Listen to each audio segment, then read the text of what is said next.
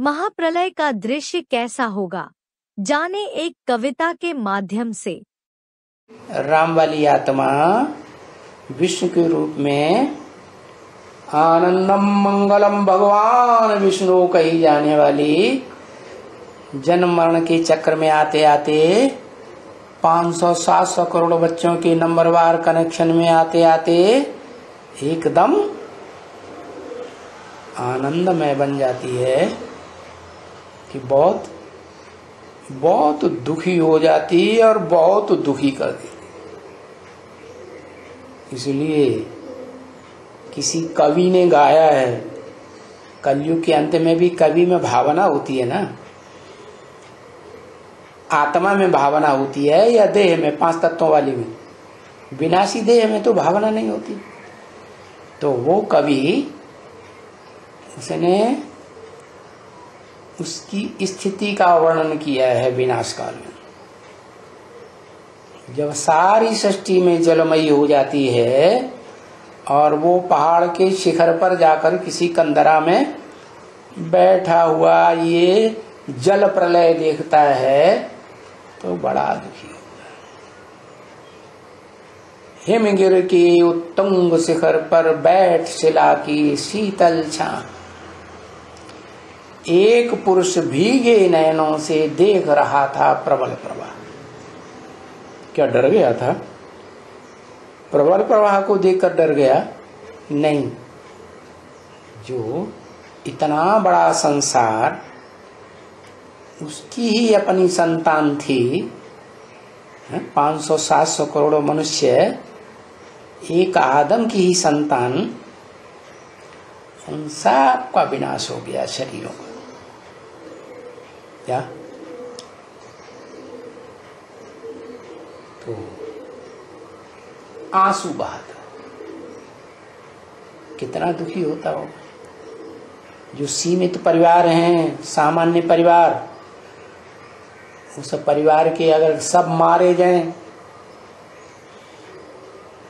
जैसे मैनपुरी में एक बार डकैतों ने 35 लोगों के परिवार को मार दिया,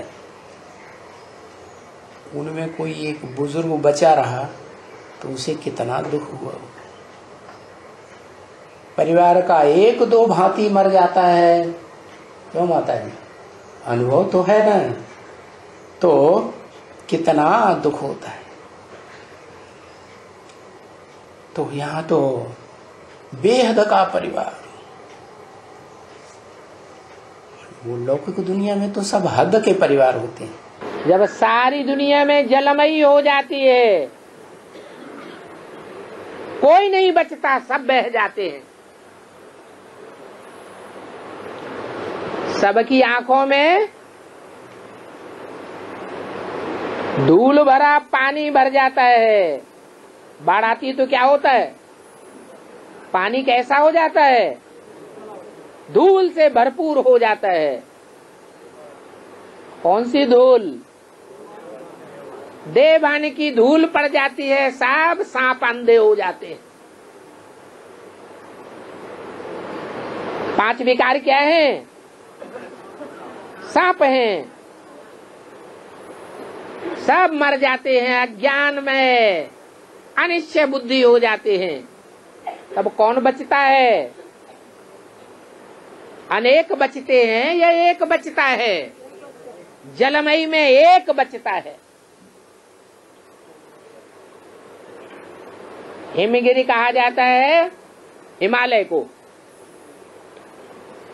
हिमालय की ऊंची ऊंची चोटियां बचेंगी या डूब जावेंगी? हैं? बचेंगी। वो हिमगिरी के उत्तुंग शिखर माने चोटी पर कोई शिला की शीतल छां पर बैठ जाता है, और दुनिया में जो जलमयी बाढ़ का पानी दौड़ता है उसे देखता है। सब मर गए, कोई संगी साथी साकार में नहीं बचा।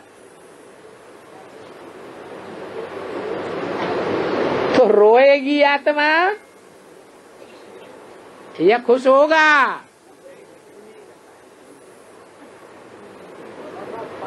इसलिए बोला है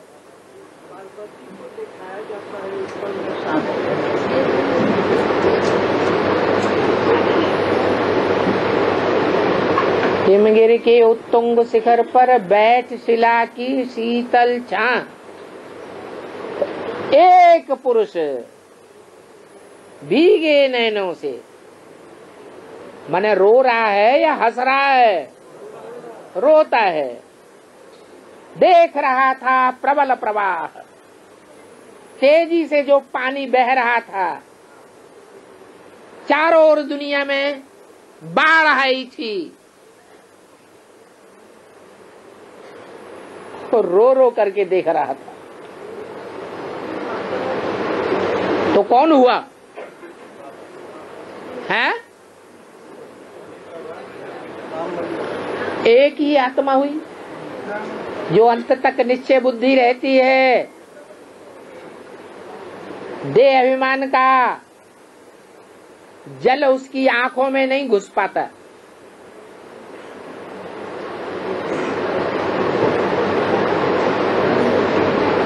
उसका ये गायन जयशंकर प्रसाद ने कर दिया है कविता में। वो जयशंकर प्रसाद आज की कलयुगी दुनिया के अंतिम समय में पहले पहले कविता करने वाले कवि हैं। सात्विक स्टेज में उन्होंने ये कविता लिखी तो सृष्टि के आदि की बात उनकी बुद्धि में आ गई। सच्ची बात आ गई या झूठी बात आ गई? सच्ची बात आ गई।